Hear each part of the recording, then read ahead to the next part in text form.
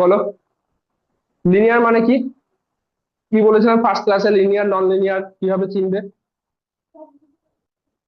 Degree গুলো সবার same হবে এবং ওয়ান হতে হবে, তাই না?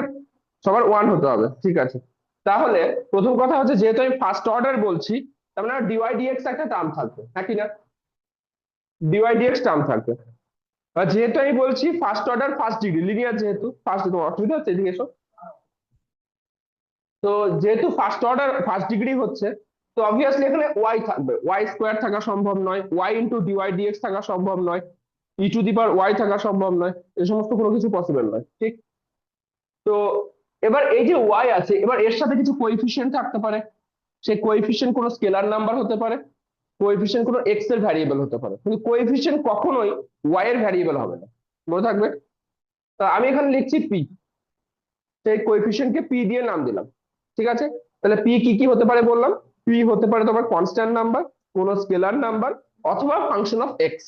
ওয়াই কিন্তু হবে না, কারণ যদি এখানে ওয়াই করো তাহলে কি হবে? ধরো পি ইকুয়ালস টু ওয়াই নিয়ে নিলাম, তাহলে কি হবে? ওয়াই স্কোয়ার হয়ে যাচ্ছে, তাহলে কিন্তু লিনিয়ার থাকছে না, হ্যাঁ কি না? আমার টপিক হচ্ছে linear equation. D y d x plus p y this is equals to, এবার রাইট সাইডে তুমি যা খুশি নাও।